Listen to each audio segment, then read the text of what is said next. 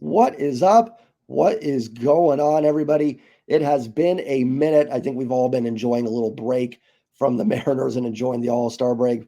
But I am back along with MarinersSUR, and we are going to do a Mariners video for you guys as we get ready for the second half of the season. As always, before I dive into this, do me a favor, smash the like button, comment your thoughts on the Mariners, and don't forget to hit that subscribe button. Head over to Twitter, follow MarinersSUR on there. Link will be in the description down below. We're going to talk a little about the first half of baseball for the Mariners. We'll talk about what we think can happen in the second half, maybe some deadline acquisitions they can make, and we'll talk a little draft as well for you guys.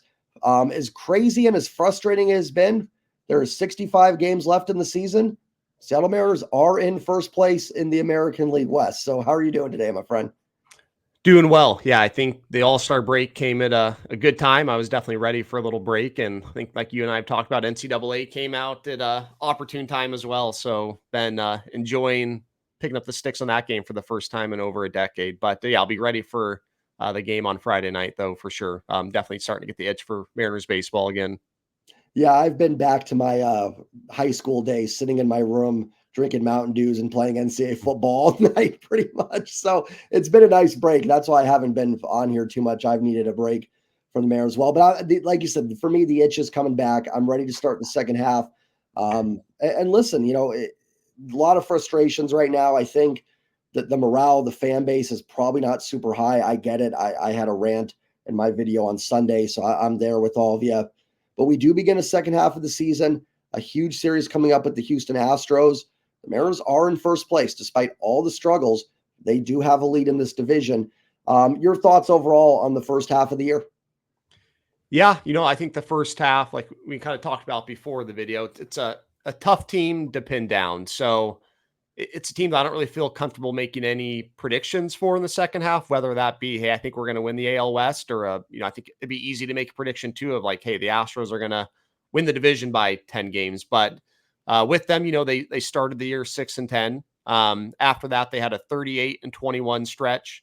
And then now they've been 8-15. So, over basically a 60 game stretch, they're one of the best teams in baseball. And then with how they started the year and end of the first half, they went 14-25 and been one of the worst teams in baseball. So fortunately, the better stretch was the longer of the two, almost 60 games versus what is that, about 40 games. So 60% of the year, they've been great. 40% of the year, not great. So very tough for me to pin down. Like I said, I don't really have any guess on how this second half will go just because they have been so hot and cold. And like we talked about, it's going to come down to, can they hit? So in that 38-21 stretch, obviously the pitching was great. They had that run where it was one of the best, or it was the best stretch in MLB history by starting pitchers.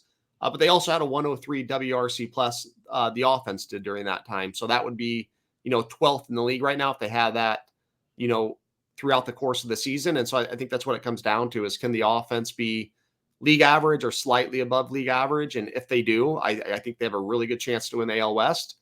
If they, are somewhere around 90, 95, I think it's going to be a very, very large hill to climb. And I'd be shocked if they were to win the AL West, because in order to do so, the Astros would probably have to stumble, to about 500, if not slightly worse. So yeah, the first half is kind of full of, some big, big highs and some lows. So very tough to kind of pin what team will show up in the second half. But like you said, it was good enough to have a game lead in the division. I think most, if not all of us, would have taken that going into the year.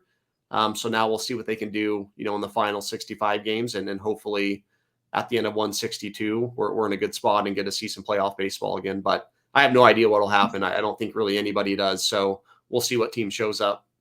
Yeah, no, I think you hit the nail on the head perfectly. I know we talked about before the show, and I've said it on my show before. If this was a White Sox, I don't mean this disrespectfully, any White Sox fans watching this, we know exactly what that team would be if we were breaking it down. We'd be talking about who we're trading away, who we're looking towards the future with. If this was Dodgers, we know what we have. We know the team. I just don't know sometimes. Like you said, that there's stretches where this team has played really well. And despite our frustrations with the offense, and anybody listening, I'm right there with you. This offense drives me nuts at times. They have had some stretches where they've been acceptable. That 38-21 stretch you talked about, I think it was 38-21. If I misspoke on that, I apologize. But 103 WRC plus, not perfect, but top 12 in the league. That's nothing crazy. I believe this offense is capable of doing that. And if they can sustain something like that, then yeah, with this pitching staff and getting Gregory Santos back in the bullpen, taking away, any potential deadline acquisitions that we don't know about, yeah, I do think this team is capable of winning the division, but they're just, it's been so streaky that it's really hard to pinpoint it. Something we've talked about a little bit here, and I don't know how much this would necessarily apply because I don't think the Mariners are a bad baseball team by any means. They're just really inconsistent. But there's 65 games left. You don't have to be a great team. You just have to have one of those stretches that they had in the middle of the year, and I think they can do it. Well, excuse me, I don't know if they can do it, but if they can do it, you're probably winning the AL West. Yep. Yeah, totally agree. And to your point too, listen, I think when we talk about the 1-game lead, anybody listen to this, I'm sure some people are rolling their eyes when we talk about that. Listen, I'm frustrated. This team was up by 10, 3 weeks ago, and it's now down to 1. I don't like how they've gotten there by any means. But if you would have told me before the season, I'm sure for you as well, that we'd head to the All-Star break with a 1-game lead, I think we all would have put pen to paper and taken that. So it's a little bit of cope, but they are in a good spot. I mean, they really are. It's just, what are they going to do with that opportunity? Yep. Yeah. Like I said, they're in a good spot. In the standings, maybe not on the field right now, but baseball is a weird sport. I mean, when they started 6-10, I don't think any of us really envisioned a 38-21 stretch coming, but they showed up on April 15th, I think, against the Reds, played a good game and got rolling from there. So yeah, we'll see what happens. And I have, once again, no idea what that'll be, but yeah, like you said, a good spot in the standings, I think, kind of relative to what we expected going into. I thought we could hang with the Astros and Rangers, but I didn't think any of the 3 teams were like materially better than the other. So yeah, I thought they were all very even. So to be the team that has a 1-game lead, and I think 5 over the Rangers, like I said, I think I would have taken it going into the year for sure. Yeah, and to your point about baseball being random, I know we're all frustrated right now, but perfect example, Mariners are 5-2 against Houston. They're 1-2 against Miami. I think they're 4-3 against the Angels, but they just lost 3 out of 4 to the Angels. They just swept San Diego, who's a decent baseball team. They've got flaws, but they're solid. And then you lose 3 out of 4 to the Angels. Baseball is really weird. The 2010 Mariners swept. It went into Yankee Stadium, won 2 out of 3.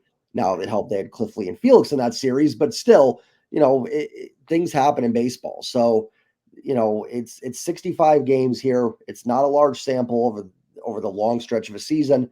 You just kind of got to stay better than Houston, which not impossible. And even Houston, as hot as they've been, did lose 2 out of 3 to Texas before the All-Star break. And I think they swept Miami before that. But, so they're not exactly coming in as red hot as they've been as well. So, yeah, and they and you'll have what's that? Sorry. Twins too. I think dropped a series of the Twins, played somebody, then dropped a series to the Rangers. And the Mariners should have the big 3 lined up as well. I'd assume I haven't seen the pitching probables yet, but I'm assuming it'll be something like Castillo, Kirby, Gilbert. So you got the big horses running. Not to rehash it, but anything with the Angels series that you want to talk about, I'm ready to forget it. But if there is anything you want to bring up, go for it. Yeah, I mean, not much. Just, the ultimate frustrating series, right? You win game 1, 11-0, and then to lose 3 games by 1 run was just maddening. A mix of both having, he'd been very good going in that series and just left a couple of meatballs. Runners on base in game 3 were a plethora of Wu having his worst outing of the year in game 2 when the offense actually started out, very well in that game. And then game 4, Carson Fulmer just absolutely shoving. So anything that could have went wrong in those final 3 games did. And yeah, it's kind of my only thoughts on that one. Definitely ready to flush and to move on as well. Yeah, I think you hit the nail on the head. If just the ultimate frustration series, I like I said before we started recording, after they swept San Diego and won the first game against the Angels, that's about as good as I had felt about this team in a while. And I'm sitting there going, okay, you've got, I wasn't sure about Wu versus Anderson. I thought that would be a tough one. But Kirby and Gilbert going the last 2, pretty good that we'd get 3 out of 4 there and head into the All-Star break with a little momentum. And, I'm not making excuses for the team. They didn't play well, but, a couple things here and there if they don't make that error on that Joe Adell single in that third game, maybe they win that. Maybe Yeah. if Ryan Stanek doesn't get hurt, maybe they win that, so there's a lot of little things. And, I always talk about it with 1-run games. It's not always just, bad bullpens lose 1-run games. There's a lot of things that can factor into them. And it's why people kind of say there can be luck involved in those games. I'm not blaming anything. The Mariners were unlucky. They got to beat the Angels, but just frustrating overall. Yeah, totally agree. Well, to change the pace a little bit, let's talk a little bit about the MLB draft that happened over the All-Star break. It went from in June now over to the All-Star break. I've told you guys before, I just don't really follow much on the draft. Now, I certainly try and look things up on the players when they're drafted, but there's a lot better content creators than me that know stuff about the draft. So if anybody's watching this, and from my perspective, go check out Locked On Mariners. They'll break it down much better than I can. But did you have any thoughts on the Mariners draft? Looked like they went very pitching heavy on the draft. Yeah, so nothing like really kind of like the individual players don't know a ton. Same, go out and kind of look into them after. But I think from like a philosophical level, it makes sense. I know going into the draft, everywhere you read it said it was kind of a down year in terms of talent. So I think, what the Mariners decided to do is like, hey, it's a down year in talent. We're really, really good at developing pitching. We're, especially like college level arms. And so let's just go draft as many of them as we can, kind of flood our system with a bunch of new arms. A lot of them seems like they have pretty good stuff. And I think it's just a matter of like a quantity play and playing the odds. If we get enough arms in there with interesting characteristics, we know that our pitching lab can churn out, 2, 3, maybe 4 MLB arms. And a lot of them I think are more kind of bullpen guys, which also I think makes sense. I think they just kind of took advantage of a down year to restock the arms on the farm. And I think some of them can move quickly too. A lot of them are older senior signs, relievers, which is a profile that can definitely move quickly. I know there was a guy, I think in the 8th round, I want to say Brock more out of Oregon, that it sounds like the organization's very, very high on. And then I thought their 2nd round pick, Ryan Sloan, was another great addition. Guy that was supposed to go in the 1st round. It sounds like they floated him down with money, but I mean, from a high school arm, his size and the stuff that he had from what I've read is very, very impressive. So yeah, I think in 5 years from now, we'll look back and there'll probably be 3 or 4 of those guys that are pitching in the MLB, maybe one starter, then a couple of them relievers as well. So I thought it was good that the farm's a little bit light on arms, and there's going to be a big injection of arms and talent into the system, which I think is great. Yeah, that's a great point. And I agree on Sloan. Again, I don't know everything, but research I saw is definitely, I think, a bit of a steal for the Mariners to get him in the 2nd round. And to your point, the Mariners farm system in great shape. It's mostly on positional players, which is awesome. So we've watched the offense this year. We could use maybe an influx of positional players, but a little light on arms to the point where, I mean, is unless I'm forgetting someone off the top of my head, like Morales might be your top pitching prospect right now. I mean, it depends on how people want to order it. And, I think he's more of kind of a back end guy. Nothing wrong with that. Those guys are valuable when they're under club control. But really, a farm system, I think, needed an influx of arms.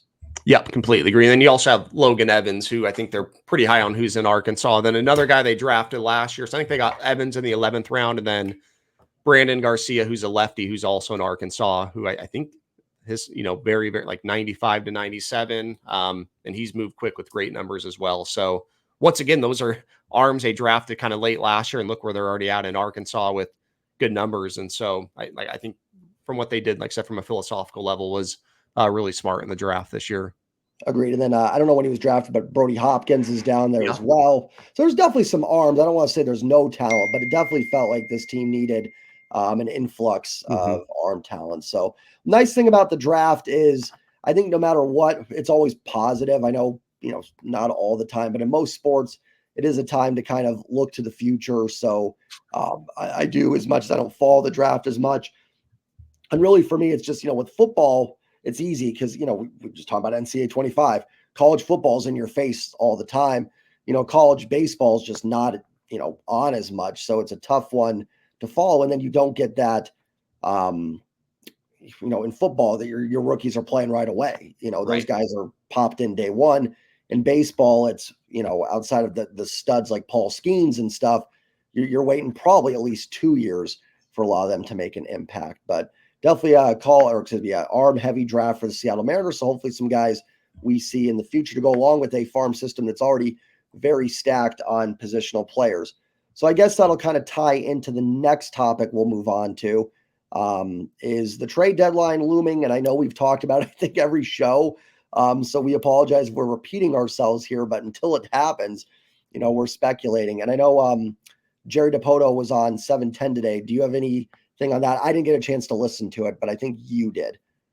Yeah, in terms of the trade deadline, he kind of said, obviously, we would love to add a couple bats. And then he also mentioned a reliever, but he also threw the caveat out there that like they've been on the phones with every team. They kind of know where they're at. But he's like, in terms of deadline, this is one of the latest I've ever seen where things just aren't shaking loose because there's really only a couple teams that are ready to move now. And so, all teams, I think on the buying side, prices are probably pretty high with those teams because they're the only supply. And they're also, probably keeping their eyes on other players that may not be available now, but that could be later. So he just kind of said that, those are what we would like to accomplish. And, we'll try our best. But at the same time, if teams aren't willing to move players, and he's like, and we'd like to do something dynamic, but once again, if Luis Robert may be the only dynamic player moved, then maybe the White Sox even hold on to him until the offseason. You just don't know. So he's just kind of throwing that out there that they absolutely, that's what they want to accomplish. They would love to, but it's one of the more unique deadlines in recent memory at this time. That could change over the next few weeks. But just with so many teams in contention, they're not going to go trade off their best pieces, right? They might trade some ancillary pieces, but it may not be that dynamic bat that everybody's kind of longing for. Yeah, and I think that's the thing that's key for fans to remember is we all want to add the most, we want to add the impact bats.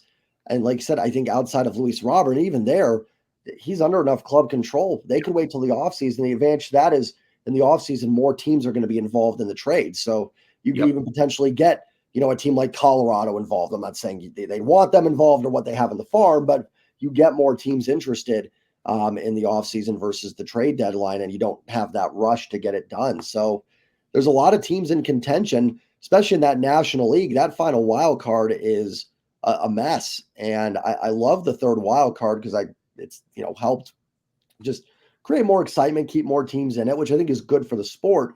But in terms of things like the trade deadline, I think it makes it very tough to be a buyer. And a lot of these teams, one thing I will say that I respect Jerry DiPoto for, and we can, anybody can agree or disagree with it. He's had teams that have been kind of a little bit on the outside looking in before, and he's been willing to kind of sell and buy. And I think that's kind of your point about some of those ancillary pieces. Maybe you try to look for a team like that, okay, they're not sellers per se, but you can get their Paul Sewald in return for something, essentially. Yeah, like an example I'd give a player that's kind of came on my radar this week would be like a Michael Conforto from the Giants. I think he's got like a 110 WRC plus, so he'd be an upgrade for us. But for the Giants, they've also got, Yastrzemski. They have a rookie that's absolutely killing it right now. And then somebody else, but like, Jorge Soler isn't a great defender, but he's at DH for them right now. Yep. So maybe they would be willing to move somebody like Michael Conforto, put Soler in the outfield. Somebody on their bench can slide into DH. And for them, it might be worth it because they're 4 or 5 games out. So it wouldn't impact them a ton in their chase for this year, but they could, for them, it'd probably be a prudent move to a guy that's going to be a free agent. And then for the Mariners, once again, it'd be a slight upgrade. So I think it could be names like that where teams just, might have the depth internally to kind of backfill and not lose a ton while acquiring a prospect. So it could be pieces like that, which I know everybody wouldn't be excited about, but it may be what's available. And I think in the Mariners case, they just need to fill up some black holes, and because they don't need to have this top 5 offense, they just need to be somewhere in that 10 to 12 range. And guys like, Conforto, Mark Canha, could help in that kind of trying to get to league average, I would say. Yeah, and even if you just want to do something like that, Conforto and Canha. Now, I don't know about their platoon splits or anything, but, Conforto is your Canzone replacement and Canha is your Haniger replacement. And listen, people, that's not a lot, but you might not need a lot to win this division. If that gets you, 1.5 wins above replacement level, and that's 2 wins better than you're getting from Haniger and Canzone. I'm just throwing numbers out there. Nobody quote me on that. That might be enough to win you the American League West. It doesn't always have to be, that stud player. Speaking of stud players, though, another name, and I think it was you again that mentioned it today, is Isaac Paredes, from the Rays, the third baseman is a name that's been brought up. And the Rays are a team that I do think will be willing to sell. Is that someone that you've got on your radar for this team possibly? Yeah, I think it's kind of looking at who could be available. He'd be right there at the top of my list. He doesn't strike out a ton at all. He's got pop. He's been hitting really well for 2 or 3 years now. And then he's also would be under control for, I think, 3.5 years. So he's one where, if we dealt one of our higher end prospects, I wouldn't be as mad because he would likely solve that third base. Rojas has been fine this year, but he can also move over to second. And so it's not like he's kicking Rojas out of the lineup necessarily. And I think Paredes has pretty good defensive metrics too. And obviously Perry Hill would probably even improve him anymore. But yeah, I think he's one that would move right in the middle of your lineup and add some thump there, and also just gets the ball in play. So yeah, he'd be definitely at the top of my list. And like I said, the 3.5 years of control would be very nice, but also it could be a reason, the Rays may not move him, and probably more likely to move like a Brandon Lau or Randy Arozarena, which one's 2 names that I'd be interested in as well. So maybe there is a deal to be made with the Rays for any of those 4 or 5 players I just mentioned. I definitely feel like the Rays are probably the team to watch with the Mariners, almost to the point where it seems so obvious that maybe it doesn't happen. Right. And Jerry always comes up with something that I'm like, oh, I didn't even have that guy on my radar. It was always like with the Seahawks drafting, I'd have all the names listed. I'm like, oh, the one name I didn't think about is who they take. But the Rays just seem to make a lot of sense. And that, you brought up a great point. It's important for people to remember. We love that Paredes has club control. Luis Robert, that's one of the selling points. You have him for multiple years. But remember, those teams have those guys for multiple years. The Rays may feel that they can get back into contention next year, and Paredes is a key part of their team, so they'll keep him. Or it's going to cost you a lot to get guys like that. I'm with you. I'd be willing to trade a pretty high-level prospect for Paredes for sure. I don't have a lot of untouchables. I'd have to see the deal before I could really assess, from my standpoint. I'm sure you feel the same way about the trade. But in terms of the upgrade to the Mariners, I think it's a great fit. And like you said, it doesn't necessarily have to take Rojas out of the lineup. It can also allow Dylan Moore to get back into the outfield a little bit as a kind of a platoon bat and take over for Haniger there, and you'll get better defense. You've kind of been proven multiple spots, I think, as well. That's the other key sometimes at these deadlines, is that certain players can kind of push other guys back into their roles a little bit. Yep, definitely. So, yeah, I think the Rays are a team to watch. I think Toronto, I don't see them. Do you see them trading Vlad or Bichette? It kind of feels like from what I've read, it feels like that's kind of cooled off a little bit. Yeah, I doubt it, just based off what's out there in the public. And they could just be doing it for leverage purposes. Who knows? But for Bichette, he's having such a poor year that I feel like his value is way reduced. They may just want to hold on to him. I think there's some thought, though, that he may want out of Toronto. So it's hard to know what's going behind the scenes. But I feel like Vlad, if they truly want to contend next year, which I think they do, he's such a, cornerstone within that franchise. I think they just would hold on to him. And then if they're poor next year, they would then unload him and probably could still get a decent amount. So yeah, I could be wrong, but I feel like they move somebody like, Danny Jansen, Yusei Kikuchi, and I doubt Bichette and Vlad get moved. But if they do, that, once again, 2 names that I'd be very keen on, especially Vlad. I feel like with Bichette, and not something we need to talk about for a long time, from the Mariners' perspective, that might be a better move in the offseason, because he's had such a poor year that, if there is something just wrong, you don't really have time to fix it with 65 games left. In the offseason, I'd be a little bit like, okay, little reclamation project, tough year, but been a good player. Get him the whole offseason to get, whatever programs the Mariners want him to get into. I don't know if right now, I wouldn't be against it by any means. I think you could do it and have it make sense. But I feel like that might be better offseason acquisition, a player like that. Another thing Jerry mentioned, you mentioned, that he said in the interview, was a reliever. And again, not to bring up our personal conversations on the side, but you made a great point, because I'm sure some people are kind of going, well, we got Santos back and whatnot. But listen, if those hitters aren't out there for you to acquire, let's just say the market's not there for it. There's nothing wrong with adding to your strength. And you said it perfectly. Like if whatever little leads you have, the better you can protect those leads late with more lights out relievers. Not a bad option either, right? Yeah, completely agree. So yeah, if you're only able to make marginal upgrades in the lineup, I think it does become pretty important to get, a Tanner Scott or whoever else is out there just to really beef up the bullpen. And, then this gives you protection too if an injury happens. So like I think that's a great point. Don't be afraid to add to your strengths necessarily. Yeah, and I said too, I think Sunday, kind of a perfect example of that. And I'm not, Stanek's been really good, got hurt. Voth has actually been pretty good, just had a tough series in LA. But if you have a Tanner Scott or Finnegan from Washington or, whoever else, Mason Miller, I don't think they're going to get Mason Miller. I'm just throwing names out there. If you have somebody like that at the back end, you probably win that game on Sunday. And right now, you need to get any win you can get. That doesn't excuse the offensive performance on Sunday, but you get that W, you're 2 games up. So, Right. And Santos is back, which is awesome, but they're being very careful.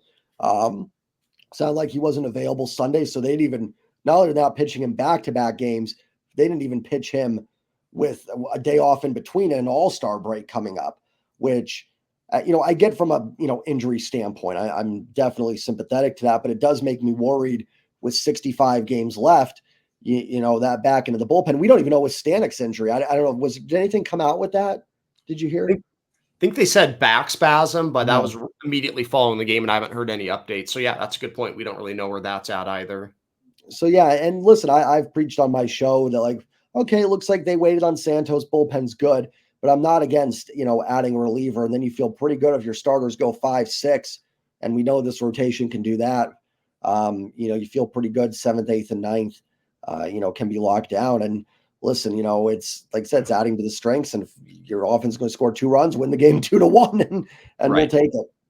Yep. And I think Gabe Spires likely back after the break, but once again, he was very, very unspire-like in terms of what we've seen of him in a Mariners uniform. And so you don't know what you're going to get. And I think even in his one rehab outing, his velocity was like 91 to 92, which I feel like last year he was more mid 90s. I think he can still be successful at that 91, 92, but I don't know if it'll be that high leverage Spire if that is where and then he's been out for a while too. So it's just, it's hard to count on him. So I don't think they can count on him as their, leverage addition at this point too, because there's just too many unknowns there.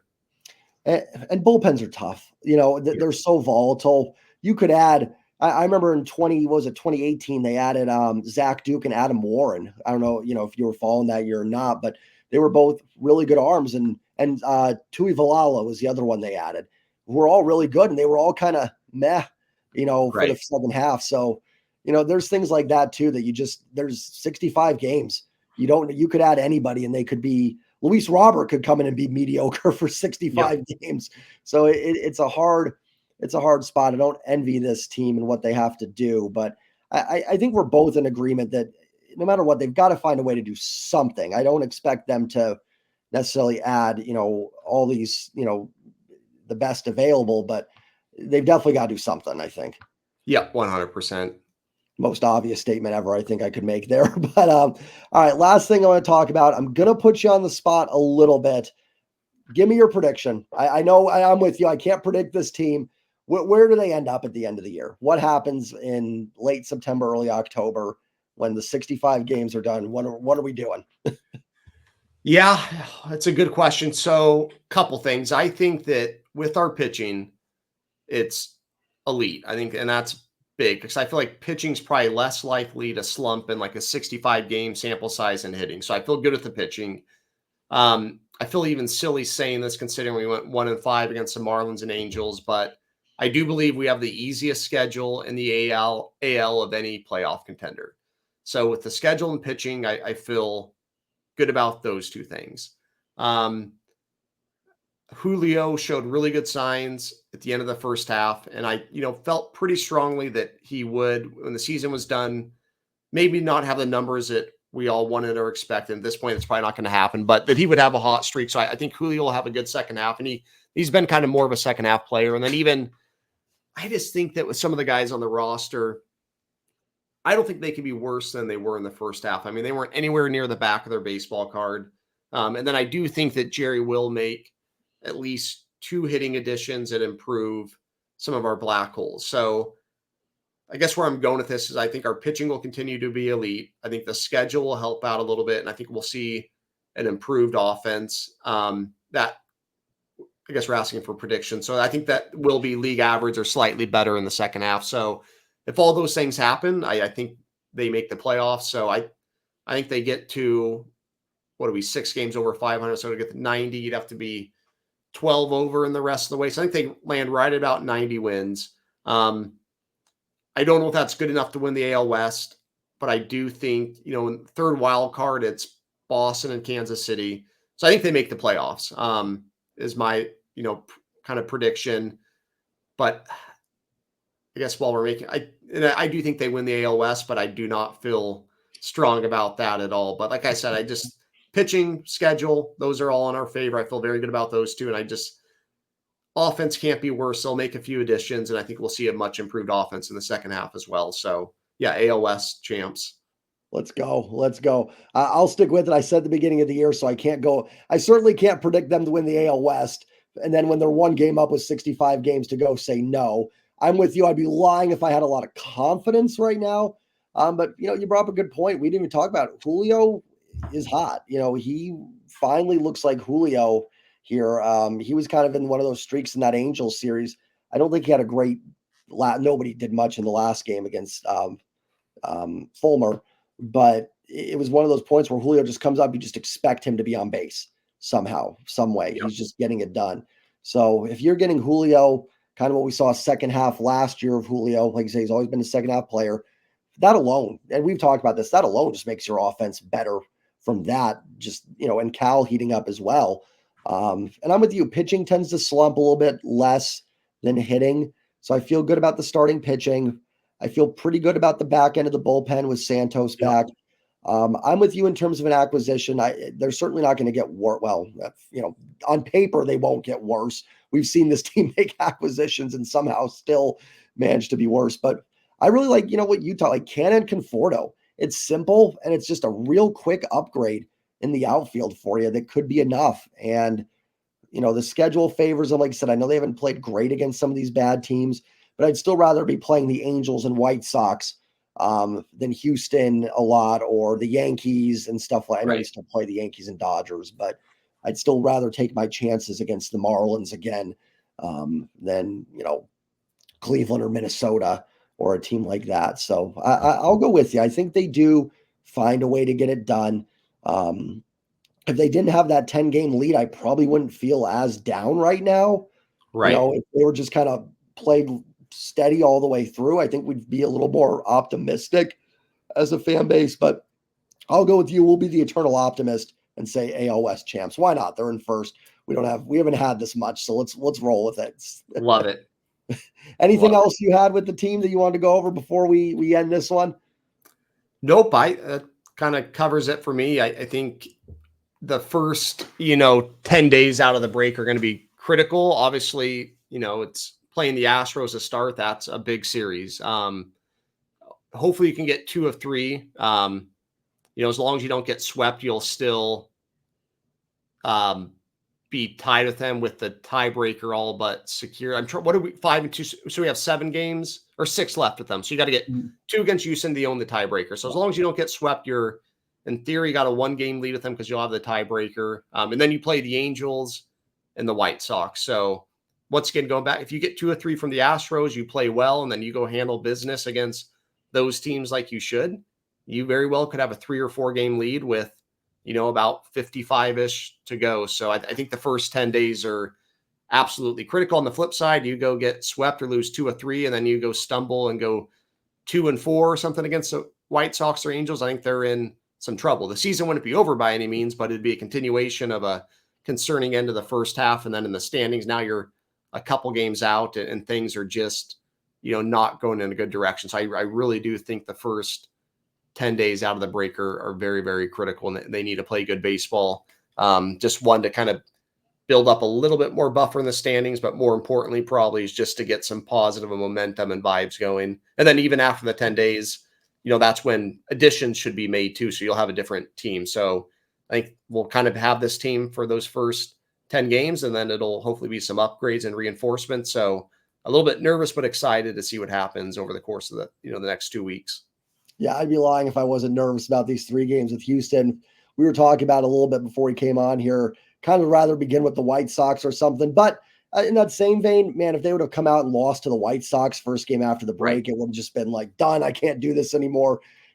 Listen, it's Houston's going to be tough, but if you can come out and, even just beat them on Friday, the Yeah. vibes will be, start getting back to feeling pretty good just from one win against them. So it's tough, but like I said, the Mariners fared pretty well against Houston. If you can find a way to get 2 out of 3 in that series, I'd feel really good. One has got to be the minimum. Like you said, it's not over if you're swept, but man, it would be hard for me to come on here and be like, oh yeah, they're winning the West right now. It would be hard to Right. sell that. After that time, certainly would be time to make up for it, but it would definitely be a downer for sure. So I'm Yeah. sure Houston's got their probably going with Valdez and Blanco, and I don't know who else has been in Probably that. Brown. He's been Hunter pretty good Brown, yeah. lately. Yeah. So listen, Mariners should have the pitching matchup advantages. Any word on Kyle Tucker? Not to put you on the spot with that, but is he back for the series? Do we know? I don't think so. I could be wrong, but like Sunday, I want to say he was just starting baseball activity. He's been out for so long. I just feel like they're going to have a little bit longer of a build up and probably a rehab assignment's my assumption. And we'll take any break we can get. Obviously, I never wish any injury on anybody, but that's a nice plus. And to not have Kyle Tucker back in that series will help.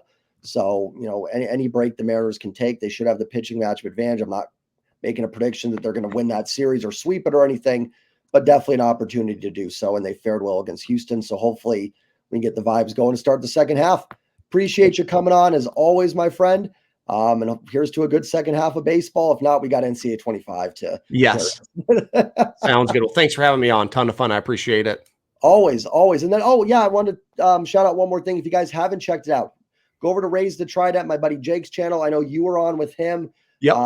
On Monday. I unfortunately got stuck with work. I was going to be on that show, but couldn't make it. So anybody watching this, go over to Raise the Trident, hit subscribe to Jake's channel, and then check out the video. I believe Soto Mojo was on there, MarinersSUR, and then Jake from Raise the Trident. It was a really, really fun listen. So I enjoyed that at work and to listen to that. So check that out, everybody.